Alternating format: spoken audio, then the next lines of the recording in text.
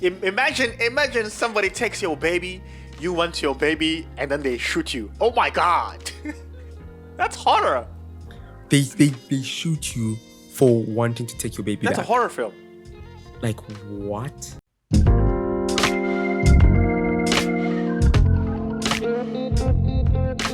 Welcome to the Chilli Penguins podcast. I am Jobadiah Tannhaus, and as always with me. Hello, people. This is Pies in the Seventh here, and today we've got another foreign film for you guys. And by foreign, we mean non-English speaking film, because most films are like foreign, Yes. technically. If you want a technicality, Yes, we have to specify. So the semantics of it. we've got Lamb. This is what year was this movie come out? In the 2020, maybe 2020. What? 21. 21. Can you do some for me? Anyways, 2021. That's actually pretty recent. It's an Icelandic film, if I'm not mistaken, Yes. starring how do we say her name? It's like Noomi Rapace. Wait, hold on. Didn't we cover a film with her at some point, or am I tripping? Yes. The Drop, bro. She was in The Drop. The Drop. Yes. Yeah. And we looked up a video and how she says her name, and we both forgot. That's not racist at all. No, I'm old, man. My memory's not what it used to be. Got back pains, got knee pains. Memory's going. Blood pressure. Bro, it's just all downhill for me. We gotta figure out. But Okay. yeah. Yes. I read somewhere that this was like the first film she did where she was speaking like Icelandic, because I think she's Swedish. But grew up in Iceland, I'm not sure. But it was like the first film where she was speaking the language. I was like, okay. Going to the native tongues. I see you. Branching out. Oh, she's not Branching branching out. in. She's branching in. Maybe. Going back home. Giving back to the community. Being one with the people. Yes. But yeah, tell us what's IMDb saying about Lamb. One of the shortest IMDb descriptions I've ever seen in my life. What's it say? According to IMDb, a childless couple discovers a mysterious newborn on their farm in Iceland. That's it. That's it? That's it, man. And it's perfection. Once again, IMDb never goes wrong. Damn, okay. Cause that's You know what would be nice? Had I not seen the trailer and I only read that, I would have been in for a treat. Oh. Because I think for me, I think I saw one trailer for this film. Maybe they had like their first trailer, and I was like, I'm gonna keep it in mind. And when it came out, I was like, let me check it out. I had no idea what was gonna happen. I had no idea about the childish thing. So it was a treat. Because I know it was still a treat for me as well. Because I didn't finish the trailer because you told me about it. I saw the poster, like, okay, why is she holding a lamb like that? I'm confused. Oh yeah, and the poster. I'm confused. Yeah, but I didn't dive deep into it. But I feel like if you watch, you know how films have like 3 different trailers, and by the third one they've basically told you the whole story. It's like, guys, can we change the culture of trailers? Like, Can we not, please? Don't tell everybody what's going on. For example, I recently watched this movie with the guy from The Boys. The guy. Yes. Yeah, because there's one guy in the show called The Boys. Yeah, you know the guy though. Huey. Is it Huey? Oh, Huey, yeah. Something. Yeah, it is Huey. Yeah, Something. he's in this new film called Companion. Oh, you watched Companion? Yeah. At the theater. How was it? If you don't watch the trailer and don't look at the poster, that movie is going to be amazing. It's too late. I saw the trailer. I was like, hey, it's Huey, hey, my guy. And I watched the trailer. But something gave me hope because in the trailer, someone commented, because people are like, oh, the trailer gives out all the information. Someone commented like, no, it really doesn't. There's a whole thing going on in the movie. And no. Like, here's the thing. I agree with that person. It's still worth watching. 100% still worth watching. It's just that had the trailer been edited very differently, you would have even more of a treat. Oh. Yeah. There is still a surprise that you don't get from the trailer. Yeah, but like, and there's like a whole story to it, which mainly happens in like the second act. But had you not seen the trailer at all, the whole thing would have been a surprise. Still a great movie, by the way. Still a great movie. I'm gonna check it out. I forgot about it. Opinion. Yeah. But Lamb, coming back to Lamb, totally different movie. Like, even when I say scale, I don't mean scale as in like the budget. I mean scale as in like the world and how it makes the world feel through the camera lens. This film feels empty and big. Yes. It's also like the location adds because it's just open. Yeah. It's open. I think that's going to be my opening thoughts. That's your opening thoughts? Empty. That the film is open? Touche. True. Open and empty. Yes. But more empty. So the film was directed by Valdimar Jóhannsson. Or maybe Valdimar Jóhannsson. The second one seems more accurate. Sorry? The second one seemed more accurate. Yeah, I had an instinct and I went with it. Thank you very much. I appreciate that. Well done. Co-written by Valdimar Jóhannsson and them Icelandic words, man. I'm tempted. I'm tempted to say Jón or I can't. I don't know how to pronounce that. How can you have one name like Moses? Some people have one names. Not like I actually wonder if there are cultures where there's no surname. I'm pretty sure there are, especially like indigenous tribes. Yeah, because it's more or less a could be a Western thing. So it's pronounced Sean. But in African culture, we also have surnames. Yeah. But there has to be a culture where I think the whole... That's just Steve. He goes by one day. Hey, what's up, Steve? Yeah, anyway. But I think it's also like the whole thing of like, you get Steve and you have a son, and your son is whoever, son of Steve. Or, that becomes the second name. So you're like James, son of Steve. And then James is Steve. Wait, James' son is Sean, son of James. The house of James. If I have a family, I'm gonna call my family the house of, just to sound more gangster. Sounds serious. Just to add to the gangster value. Every time my kids introduce themselves, they're gonna be like, I am Aramet from the house of, and everyone will be like, oh. Sorry, what? Hey, man. Sorry, there's Aramet on my desk, and it was the first thing I saw, and I was just focus on the concept, not on the particulars of the thing. Can you please? You know what? Fair. Yes. Back to Lamb.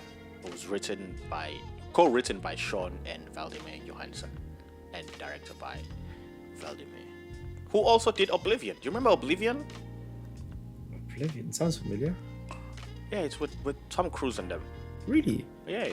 Huh. I didn't see that connection coming. Yeah, Valdimar has quite a good run. Rogue One, I'm not a Star Wars fan. I don't know how Rogue One was, but I know Oblivion was visually stunning. Lamb is visually amazing on its own, yes. Like Lamb, visually, man, it's captivating. Like there were some shots where I'm honestly just lost in the world.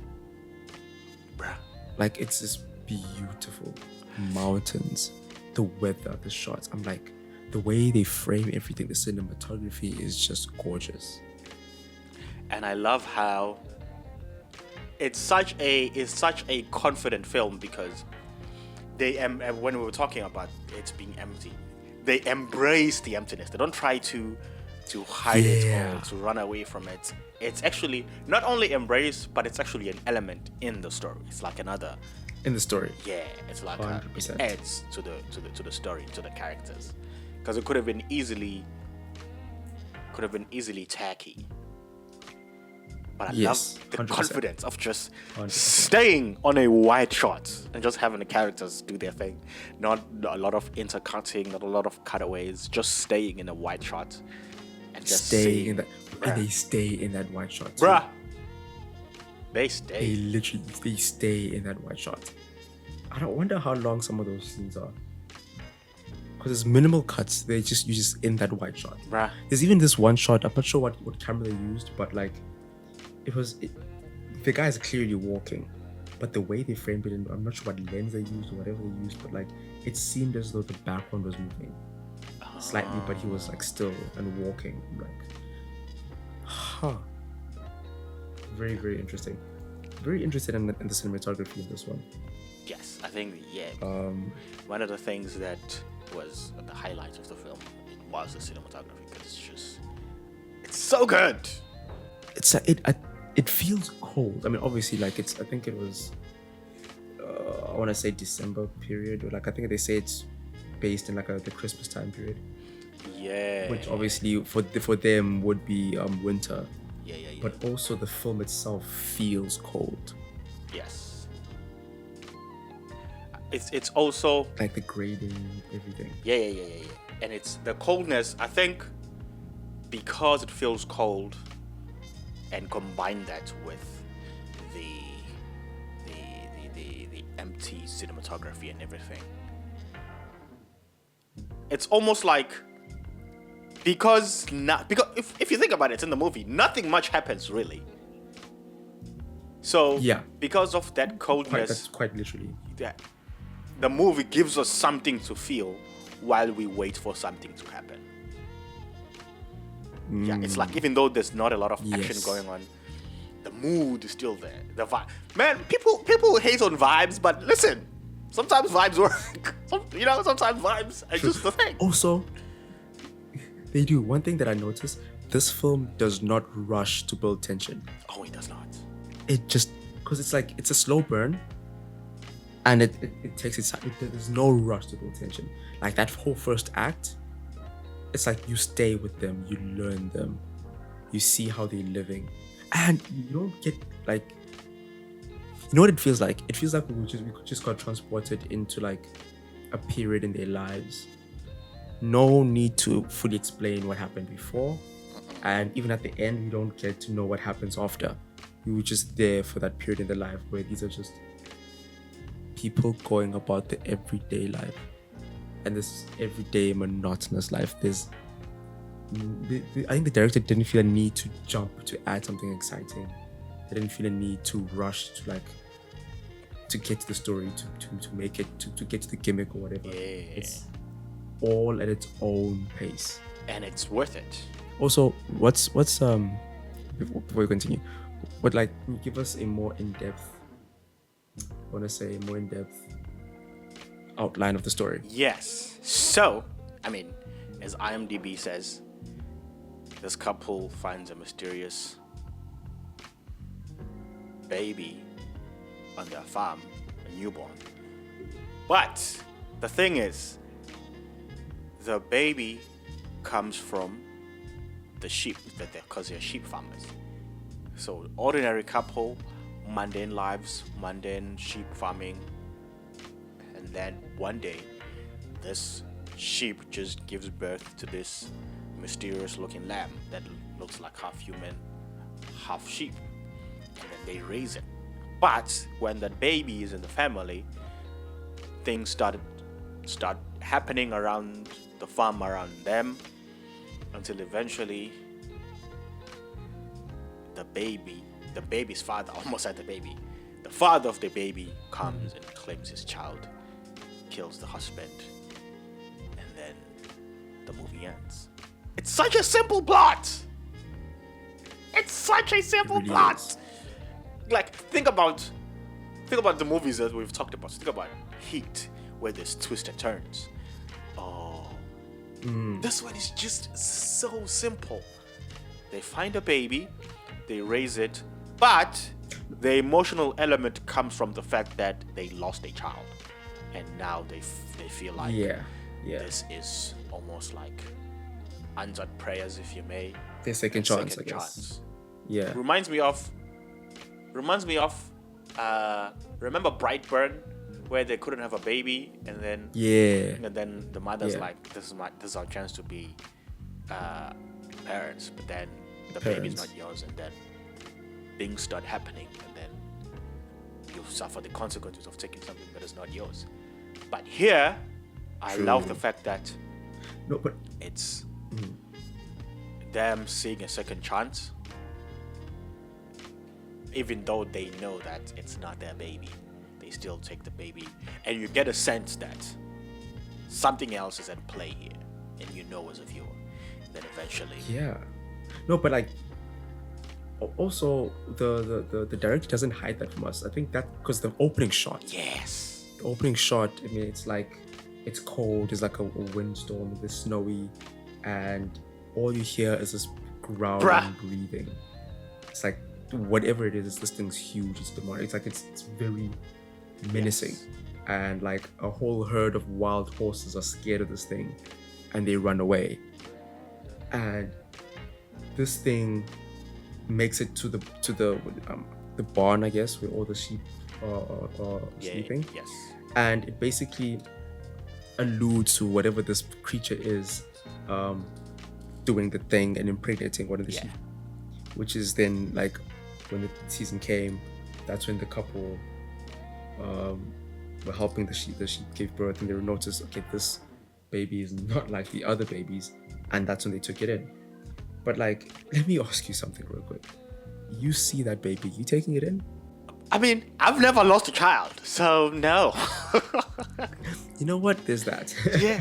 I mean, I see it. Yeah, I'm not. There's that. Obviously, here's how I would react. If I see it, I will obviously not kill it. I will just want to see what's gonna happen. That's my stance. If I see it, obviously, if it shows any signs of like, oh, it's not like other baby sheep, you treat it to give it health.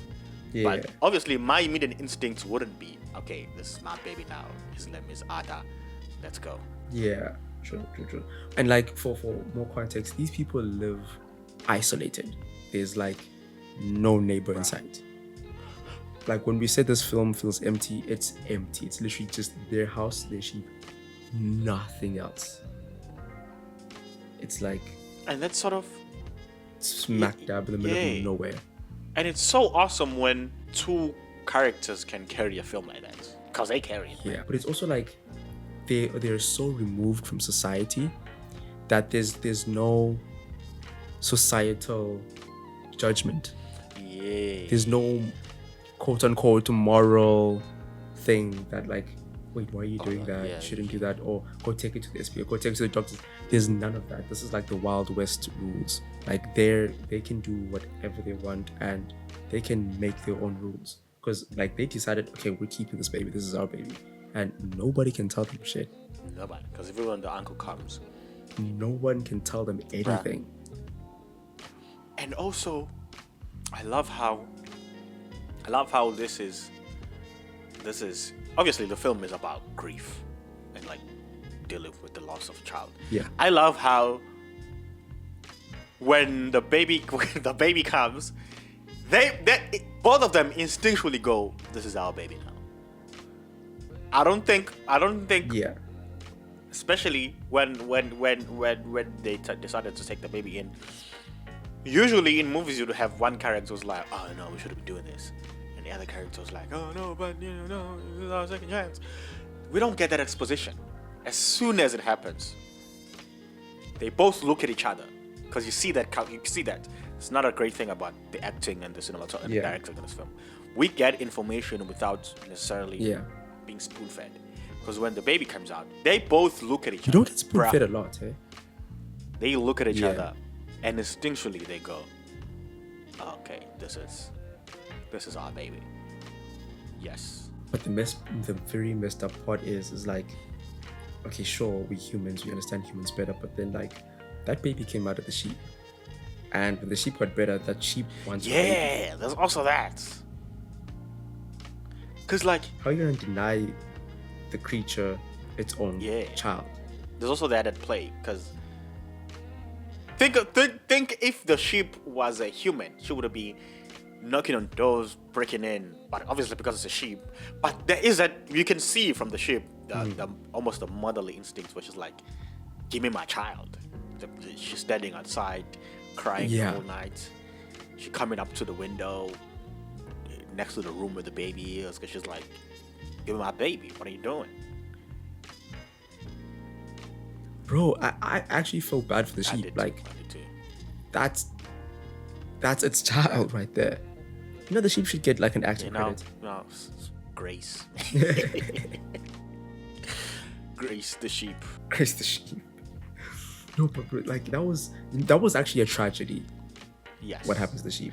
Imagine somebody takes your baby, you want your baby, and then they shoot you. Oh my God, that's horror. They shoot you for wanting to take your baby. That's a horror film. Like what? No. Actually, no. Here's this. These people who are supposed to be taking care of you, right? Kidnap your baby, right? And then you find your baby, take your baby back. Then they track you down, re-kidnap your baby, tell you to go away. You don't because it's your baby.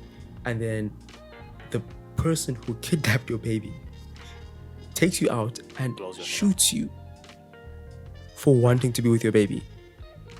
That's just messed up. Think about the other sheep. Well, like, hey man, they took Grace's baby and she's been crying all night. Have you seen Grace? No. Last time I saw her, she was walking. Have you seen Grace? Her kidnappers is like, oh my God.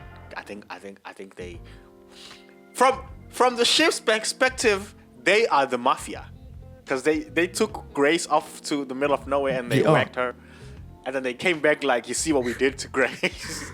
You better not be acting up now. And the other sheep were like, hey man, hey, I'm just giving you guys some fur. I ain't got nothing else to do right here. I ain't got nothing. I'm good. Because it's insane. Jeez.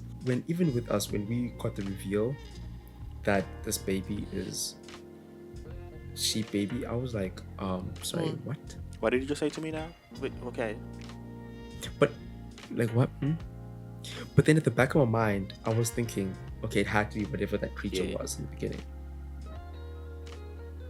And that whatever that thing was, we barely get screen time.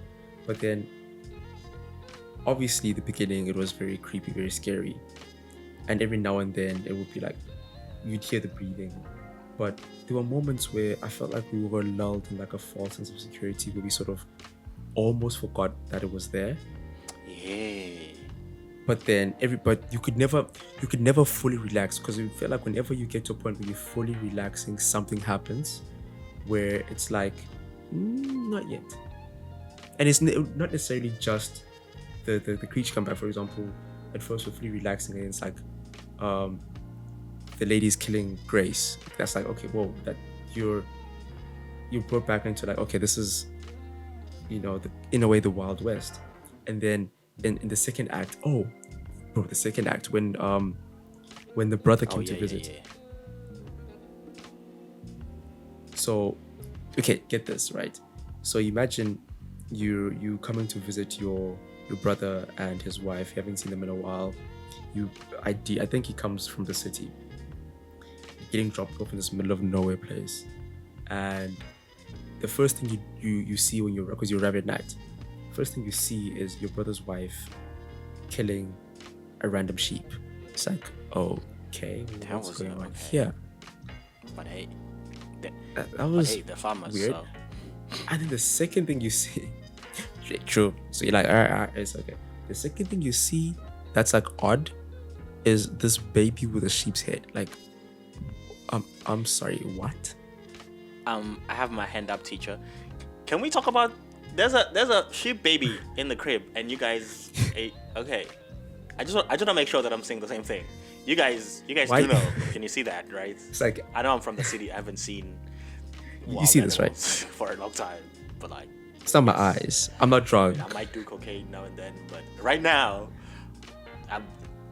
yes. And right now, I'm sober. Milk to that. Okay. I just want to make sure that's the same thing that we're seeing right now. What I see and what you see is the same thing. And they're so normal. They just act like nothing's wrong, like this is life. And he's like, you understand that this is not right. Like it's none of this is normal. And the brother's like, bro, what we do is our business. Don't get involved in our happiness. I'm like, bro, this is still weird. I mean, it's cute, but it's like the sheet looks cute, but it's still weird. It is kind of cute. When Ada is a little, when she's a toddler, she is cute. She is adorable. I'm not gonna lie. Yeah, she is. I feel like the brother came in there as in a way of interjecting like some sort of moral compass, like or not moral compass, like level-headedness. Like some sort of reasoning that maybe as the audience that we needed, so that we can feel like, okay, we're not crazy. Someone else is seeing this. Yes, it's not just us. Someone else sees the weirdness of this. Because at some point, he takes her, I think they go on a walk, and he has the gun to her face because it's like, okay, clearly they're not going to do it. So I have to step up because this is wrong. But then he looks into those eyes, and like you said, she's cute. And he just couldn't do it. Bruh. But I also love, like, if we go back, I also love how it's so, it's subtle, but at the same time, it's not subtle. But I love how when the baby was born, right, the directing didn't make it an event or a thing. Like, look at this baby, crescendo, and the score. It was just like, we didn't get a reveal, actually. The reveal was just so smooth, and we're like, just a regular baby playing. And we're like, oh, it's almost like it wasn't a thing, because the director was like, don't make this a big deal, because it's just a baby to them, and they're gonna raise it. Because I feel like if it made it a thing, like, maybe you zoom in and a close-up to the baby and then the intercuts with their faces and we get literally everything. It would have been a strong image to us and we would have rejected it. To us, it would have been something that we would be like, oh no, that's weird, stop it. But like at the beginning, it was just a cute sheep. I thought it was just a tiny sheep that maybe was like sick or something, because they just both looked at each other and they were like, we're taking care of this particular lamb, this tiny little lamb. So they took it in. So I'm thinking this whole time, because they didn't make it an event, they didn't show us that there's something extra odd. It was just their faces that, okay, they're taking it in. And only when Ada was growing and walking, we were like, whoa, sorry, what? But by that point, we had gotten used to it. It was normal at that point because they've been taking care of it like a baby. So we were not given the proper chance to be like outraged by what was going on. And it was... They were like, just, no. Yes. They convinced us it was normal.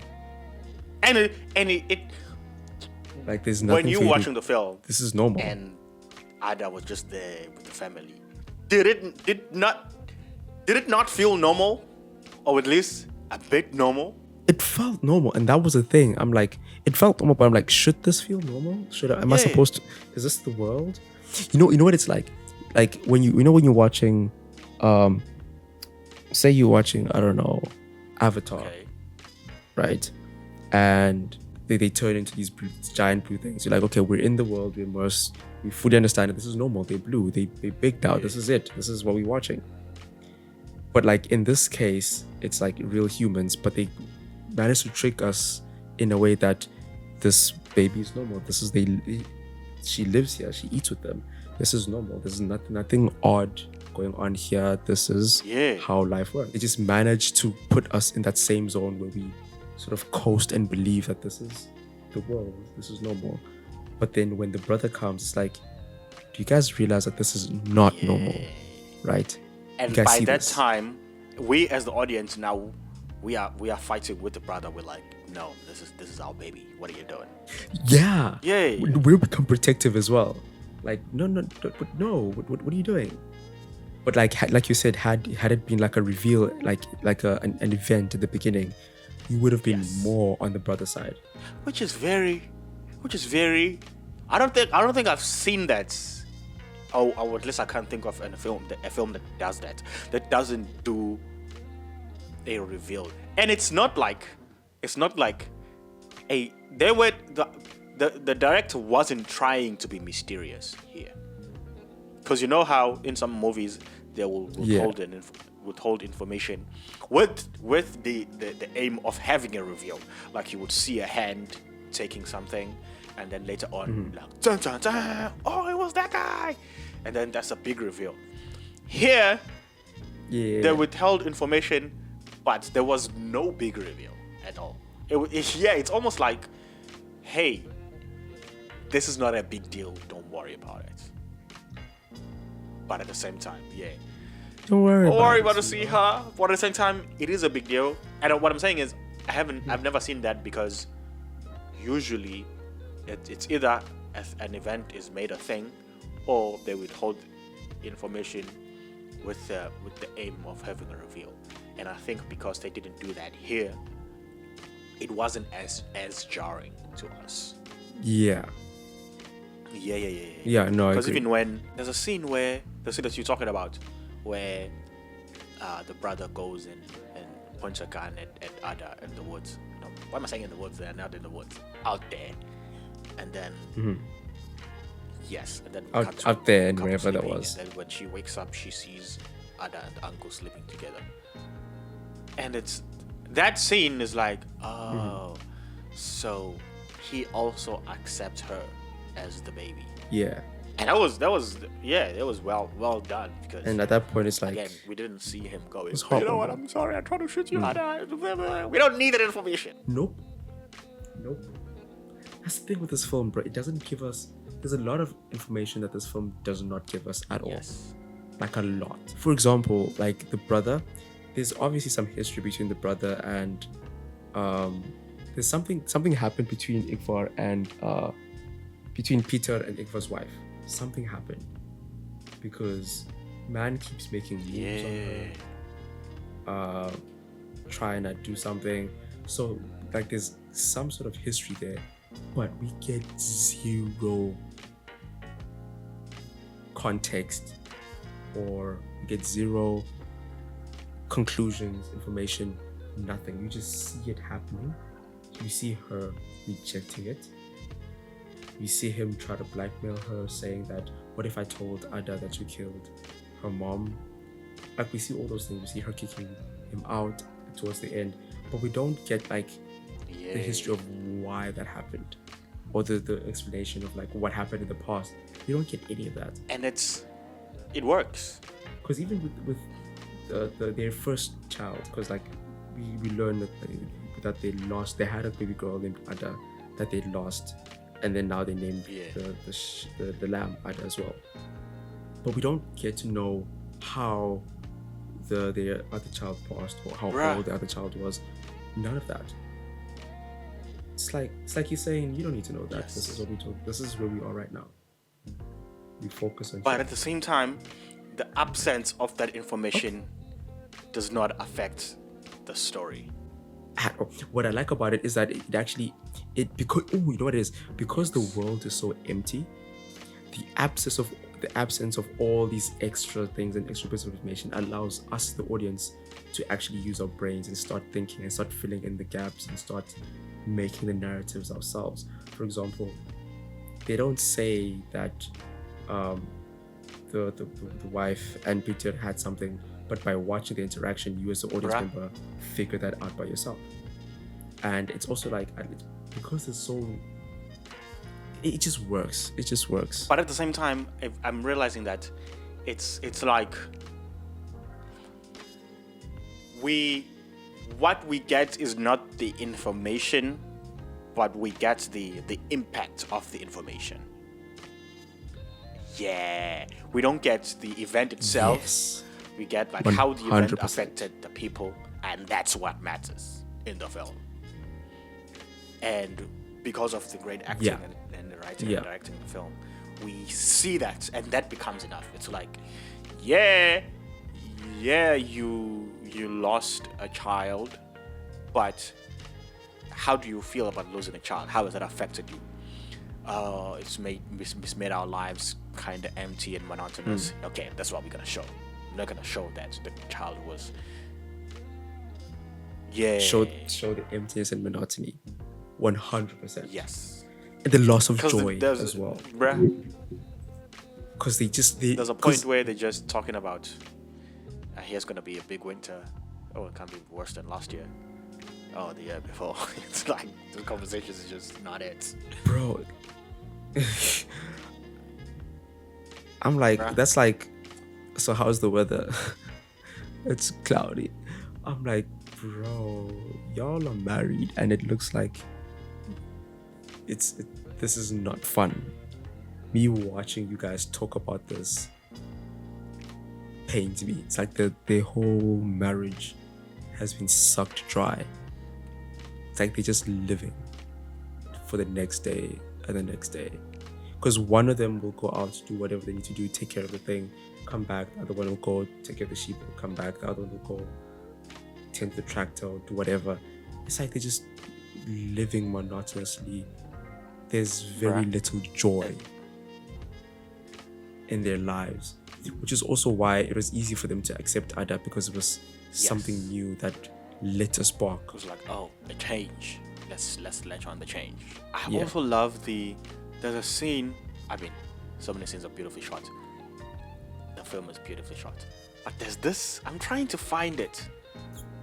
There's a scene in the dark where we just see the sheep and the lights reflecting off the eyes. Oh, you mean you're talking about with the dream? Oh, she's dreaming about the sheep. Yeah, I think so. There was that scene where she was sleeping and she dreams of all the sheep watching her. Bruh, I'd print that out and make that a wallpaper. Beautiful. Put it on my wall. You know, that would be scary, right? In the film. I love it. I think a lot of my favorite shots. Okay, also I love like landscapes, but a lot of my favorite shots are just when they're walking outside and you just see the vastness of the land, the mountains. It's beautiful. Yes. But also empty and cold. It's also those shots are also like there's something out there. I feel like that's what they're saying.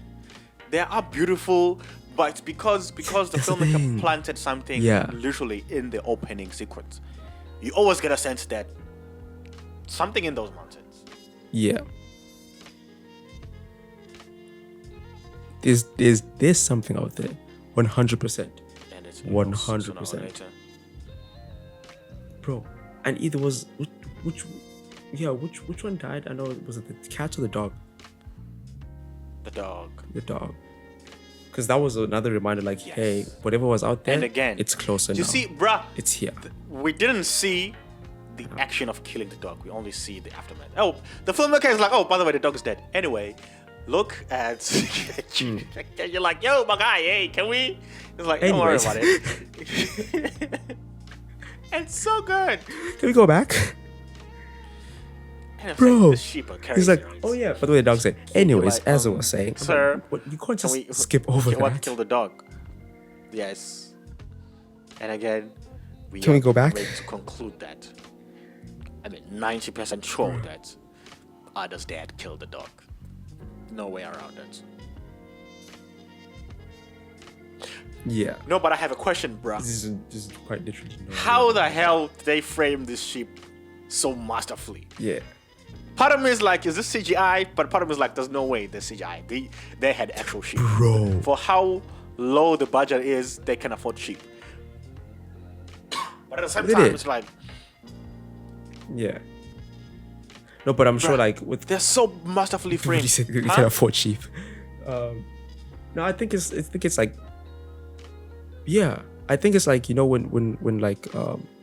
They've got these dogs, these shepherd dogs. They're well trained, so they know how to like keep them in line and like control them in a sense. Which is also why I'm like they need acting credits. But also it's an art form that is lost in some films where the monster is only revealed at the end. And it's at so good, bruh. When we cut to the shots of the dude holding a gun, goosebumps. Shout out to Travis Scott. I get those goosebumps every time. I was like, Travis Scott, what is this man doing here?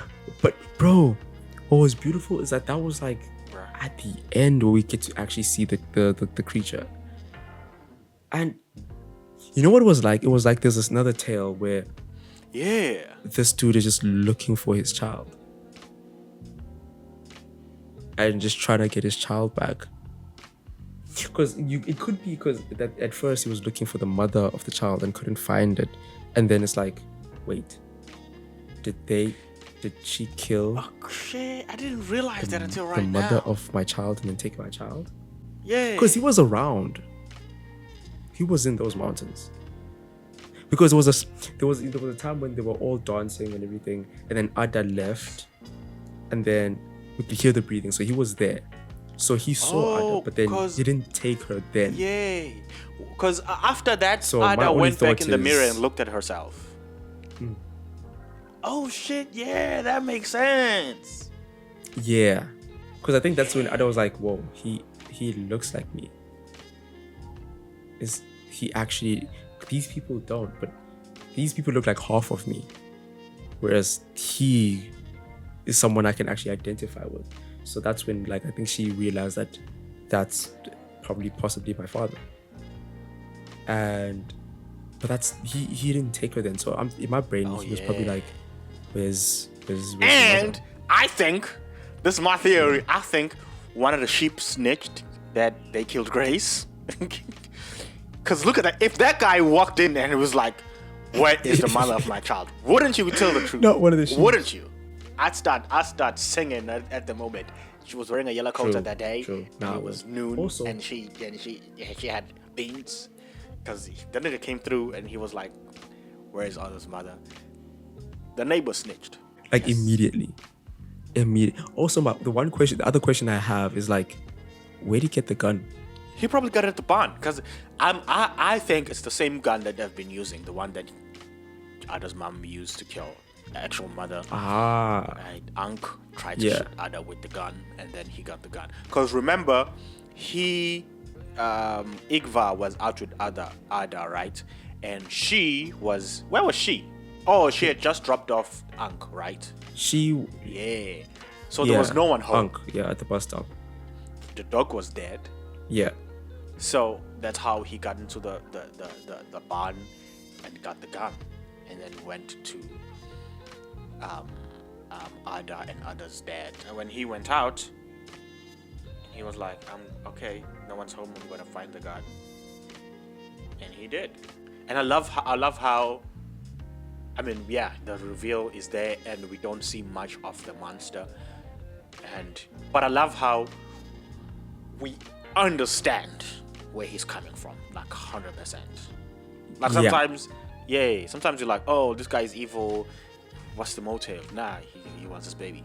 That's the thing, bro, because that last shot, visually stunning, but emotionally was conflicted because obviously I don't want him to die, but I understand why what he's doing, because it's like, you took my baby and I'm taking her back. It was very conflicting. It's very good writing and directing, eh? Because it left me as an audience member like, wait, what? Whose side am I on here? Because Ada doesn't want to go, but as soon as they start walking, she looks like she is already embraced that this dude is the father. It was actually sad. Like, she understands. It was very sad. Like, she understands, but it's sad that he died because she clearly, like, they loved her and she loved them back. But at the end of the day, she understood that this is my father. This is my identity with this man. And I have to... Because, like, I think it's also with us, like, we thinking they have a house, they're humans. We as the audience identify more with them. Like, they can provide Ada the in our terms, the nicer life with better clothes and whatever. But we don't know if there's like maybe a society of those people, those beast-like people and maybe there's a lot of things that culturally Ada won't know because she's not living with her people. So there's this whole other side to it that we never know. So that's why we understand why she goes with him and has to go with him. And the fact that the guy is not he's not like 100% an animalistic in our view of animals. Like, he has opposable thumbs. He's a dude. He looks like a dude. And he can point guns and shoot.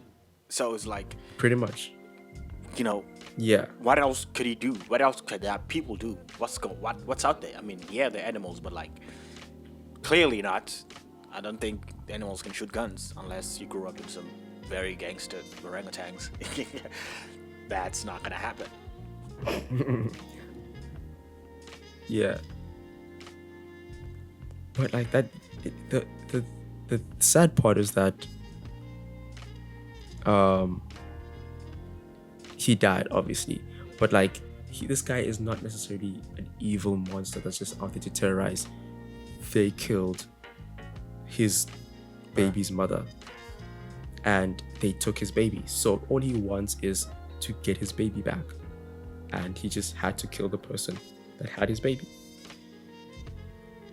If you think about it, the wife killed his mother, so he had to kill the father. So it was not equivalent trade, but like, in a way. And that shot where she looks at the camera after the husband dies. Heartbreaking. Bruh. Heartbreaking. It's actually awesome. I love every time it happened. Also in The Revenant. You love heartbreakings? Listen, hey, listen to me. Listen to the words coming out of my mouth. When characters look at the camera in moments like this, because it reminds me of The Revenant, where he literally, it's towards the end, he also looks at the camera. But here, she's like sad, and she was looking at us like, I don't know how to feel. That's my thing. In the film, she's looking because she's trying to see who did this or what did this. She's looking around. But the way the camera's positioned, it looks as if she's looking at us. So how I'm interpreting that is... At us, yeah. To me, it feels like she's looking at us because it's almost like we are the only people who saw what happened. Or she's looking at us for answers, like, please. Yes. Please help me. Like, yeah, I got that too. Nothing I can do. And then we cut to... That's I was about to say. Like, I can't help you. Like, I don't know how to help you. That's how I felt. I know who did this, but at the same time, I'm sorry, man. There's nothing I can do. But also, like, it ends in a way where we don't, like, she goes with the new dad, and then their husband just died. Brother's gone away. She's alone in this huge farm with all these animals. Bruh. But we don't get any, like, because it cuts after that. It ends after that. We don't get any follow through or I don't know, anything to give us more information. It just ends. Of some sort. Nothing. But also, it's like she lost everything. That's the resolution that I got. Yeah. This is it. I feel like there's a number of ways to look at this, because you can also look at it as like a cautionary tale. Yeah. Trying to patch your happiness by taking something that doesn't belong to you is not going to end well. And you will end up losing more than what you had. Because literally the last... Yeah, because she lost a lot more. By herself. Which is interesting. I'm trying to see... That's messed up. Yeah, I just realized. The opening frame is... I don't know if you have access to the film right now, but the opening, literally the first frame of the film, is this white... You remember the white snowy place with the horses. Yeah. Yeah. And the last frame is a white snowy place with her. With her, but obviously it's not snow, it's more like fog. Snowy, but like it's... Yeah. And empty. Yes. Like barren land. It's like... It's just like, well, that happened. I saw a thing where they asked the director, what does a monster mean? And he said something along the lines of, I have no idea. It was just, and I was like, dude, you can't just say that. You can't say he was that. like, it was just an idea, and because people thought it had some connection with Icelandic culture, and he was like, nah, it's just a goat, man. Just a thing. Oh, okay. And it's like, it means something to us, man. Give us more. But that's the thing with how we shot this film. We shot it in a way where us as the audience, we're clamming for more information. We're feeding our thoughts into it. Like it has to mean something. There has to be more to it. He's given us a lot to think about as the audience. And depending on where you're from and how much you know about Icelandic culture, you can infuse a lot of your beliefs. You can infuse a lot of your moral judgment. You can infuse a lot of how you see things into this film based on how it was shot. Because I think it's like, because with him, if for example this was based on like a mythical thing or like something within the culture that was very specific, it'd still be dope, but then would have specific answers. Yeah. But the way that it's shot now, different people will take away different things from it. We'll all be able to go in different directions of the story, and we can't necessarily argue with someone else and be like, you're completely wrong, because the director left it open. Yes, and I think that's it's an element of a film that is not appreciated. Like I love it when a movie. Sometimes people say, an open ending is cheating. But at the same time, it's not necessarily open ending, but it's giving us an artwork where we can also participate. Like we don't just sit there and take information. Yes.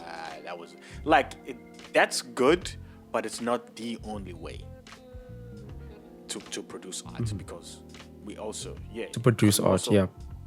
It's what's the word?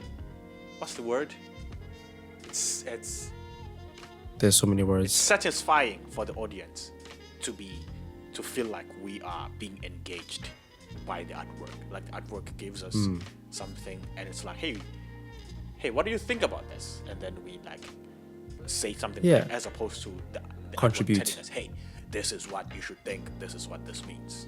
All the time for 120 minutes. Yeah. Come on. I'm looking at you, Fast 8. They don't feed you a message. Leave them alone. I'm looking at you, Fast 8. They've gone through enough. The first 30 minutes, the first They've 20 gone through minutes enough. of the movie, it's just we're getting all this spoon-fed information. It's like, hey, can I have my own thoughts? Like, nah, think about this. It's like, all right. You? Thoughts? Nah. We don't do that here. They don't do that here. But man, no, this film, I genuinely like it. I like the soundscape, even though the score didn't feel like it was like an active participant. Oh my for God, example, yeah. it was very subtle, and it you felt as though you're part of this world, because it's not something you think about. It doesn't scream or want to take the forefront of the film. It doesn't. It's there to enhance the actual feeling and mood of the actual film, to enhance the story. For example, in the opening act, we don't start off with a song that's blasting your ears. We start off with you hear the sound of the wind, the horses, and then you hear the breathing. So the sound and the score of this film is all there to enhance what you're hearing and to get you immersed in this world and environment. And it's almost like I'm gonna say this. Some movies have, as you say, the score is not at the forefront, but it is there. It's so nice because all the elements here are gently guiding you. That's what it feels like. It's like everything is just gently guiding you. But there is the forefront of sums off, especially with the footsteps and the breathing. It's like, and you're like, something's definitely off. Hey, who that man? Hey, horses be running.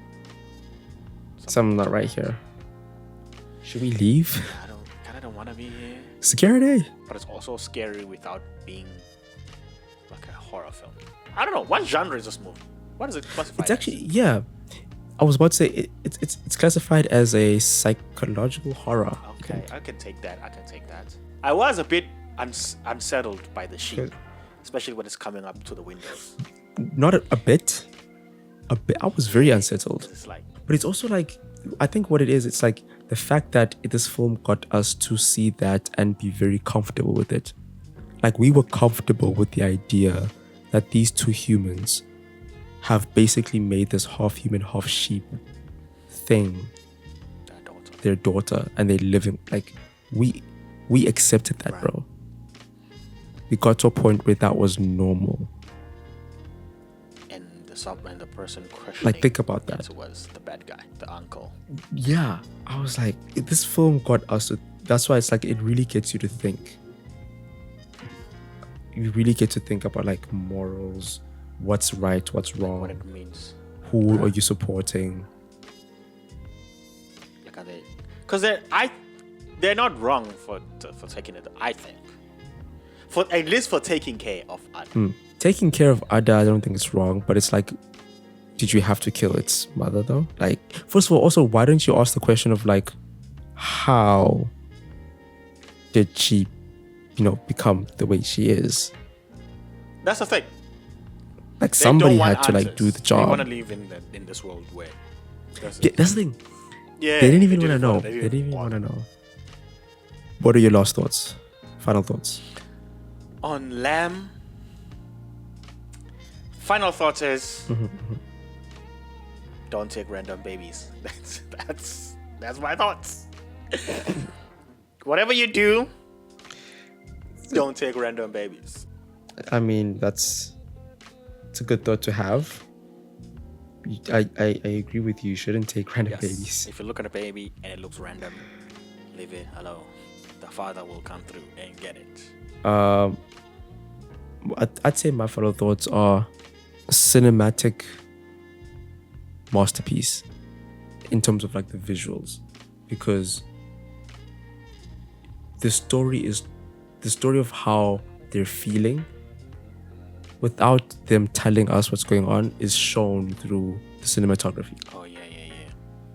Because I like, if you take the cinematography here and you put it against the cinematography of Dune, both have, like, big, large scale environment shots, but the difference is here, the emptiness, especially the beginning, are basically a one-to-one metaphor of how empty their lives are.